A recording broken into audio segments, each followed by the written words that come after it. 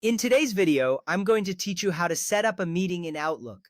First, you will want to open your web browser and search for Outlook. This is a simple yet crucial step. As you type Outlook into your search bar, you will see a list of results populate the screen. Pay attention to the official Microsoft link as it is the one you need.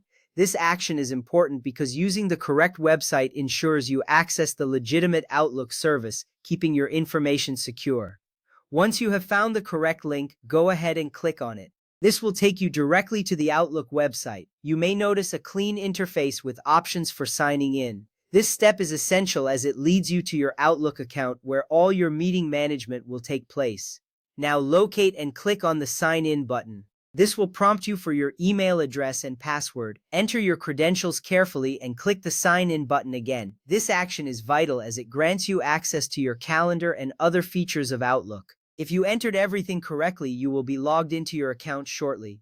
With that done, open your calendar by clicking the calendar icon in the navigation bar. This icon is usually located on the left side of the screen.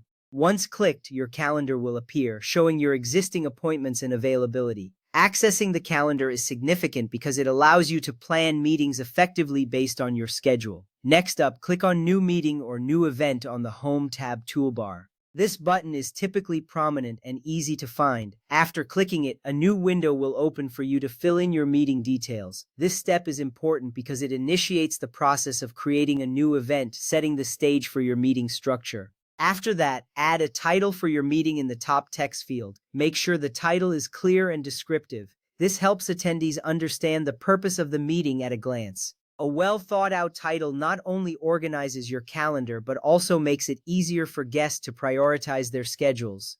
Now, invite attendees by typing names or email addresses in the required or optional fields. You can easily add participants by starting to type their names, and Outlook will often suggest contacts. This step is crucial to ensure everyone who needs to be present is invited. It fosters collaboration and keeps everyone informed about the meeting details. Set the start time and end time fields to your desired date and duration. You can click on the date and time fields to open a calendar pop-up, making it easier to select. This step is important because it ensures everyone knows when the meeting will occur, allowing them to plan accordingly. Next, add a physical location if necessary, or toggle on Teams meeting or Skype meeting for online links. This option allows you to choose whether the meeting will be in person or virtual. Providing a meeting location or link is essential as it gives attendees a clear direction on where to go. Then, write your agenda or meeting details in the large blank description text box. This area gives you the chance to elaborate on the topics to be discussed. Including an agenda helps attendees prepare and ensures that the meeting remains focused and productive. Finally, click Send to email the invitation to all invited participants. You will see a confirmation appear,